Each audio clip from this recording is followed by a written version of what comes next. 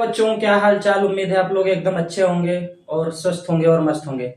तो आइए हम आपके लिए सरफेस एरिया और वॉल्यूम के सारे फॉर्मूले लेकर आए हैं और रिवाइज करते हैं इसको। Surface area and volume. पहला शेप होता है इसमें क्यूब, जिसको हम बोलते हैं घन। अब इसका जो सी ऐसे बोले या यल ऐसे बोलते हैं, लेटरल सरफेस एरिया, वो होता है 4L²। इसका टोटल सरफेस एरिया होगा 6L²।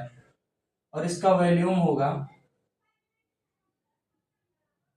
L3। ठीक है, तो ये चीज आप याद रखेंगे। इसके बाद हमारा दूसरा शेप जो है वो होता है क्यूबॉइड, जिसको हम बोलते हैं घनाभ।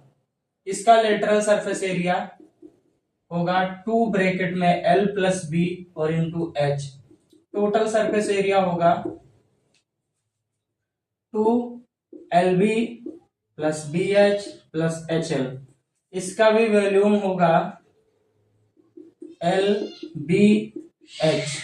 इसके बाद तीसरा डायग्राम हमारा होगा सिलेंडर का।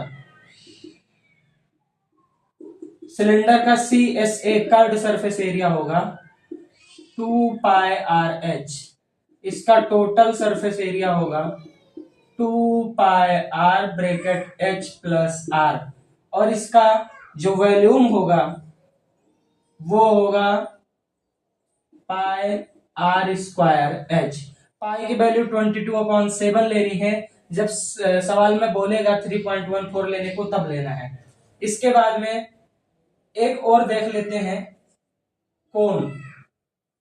सिलेंडर को हम बेलन बोलेंगे, कोन को हम शंकु बोलते हैं। इसका CSA कर्व्ड सरफेस एरिया होगा πRL। इसका TSA टोटल सरफेस एरिया होगा πR ब्रैकेट में L+R। और इसका वॉल्यूम होगा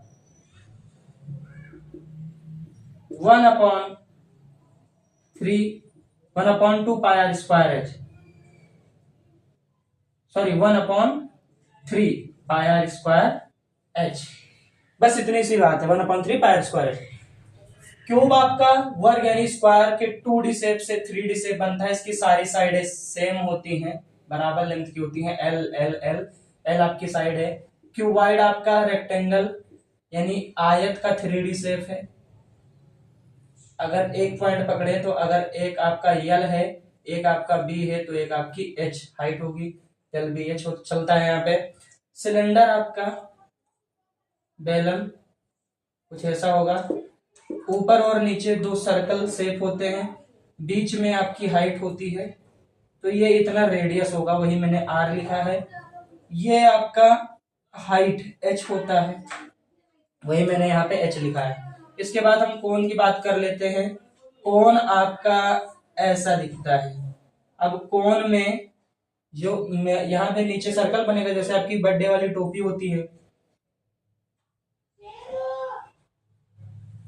तो यहाँ पे ये R होगा। और यहां से लेके यहां तक ये H होगा। यहाँ पे देखो 2 राइट एंगल ट्रायंगल बनने लगते हैं, ये R है, ये H है। और इसको हम बोलते हैं स्लेंट हाइट, इसी को हम L बोलेंगे। तो वही H R और L यहाँ पे लिखा है। ये 90 डिग्री बनता है पाइथागोरस थ्योरम से। एक यहाँ पे कोण में अगर L R S 3 चीजें होती हैं, कोई एक निकालना हो तो पाइथागोरस थ्योरम से ये फॉर्मूला होता है L² = R² + H²।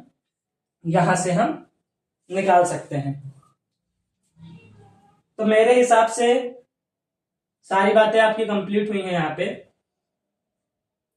अब अगर आपको इसका दूसरा लेक्चर देखना है तो हमारे चैनल को फॉलो कर लीजिए। हम उसमें देखेंगे कि इसका कुछ और भी सरफेस एरिया एंड वॉल्यूम का थोड़ा सा पार्ट बचता है, जैसे फ्रस्टम हो गया, ठीक है, हेमिस्फेयर हो गया, स्फेयर हो गया, वो हम सेकंड पार्ट में देख लेंगे। तो पहले आप इतने शेप को समझ लीजिए और इसका फॉर्मूला आप लर्न कर लीजिएगा, बहुत ही जरूरी है।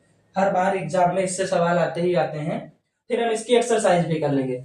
तो मिलते हैं नेक्स्ट वीडियो में बच्चों, तब तक के लिए जय हिंद जय भारत। और आप प्लीज अपने चैनल को सब्सक्राइब कर लीजिए और दोस्तों के साथ भी शेयर कर दीजिए। ये पार्ट 1 है, part 2 surface area and volume का हम बहुत ही जल्द आप तक पहुंचा देंगे।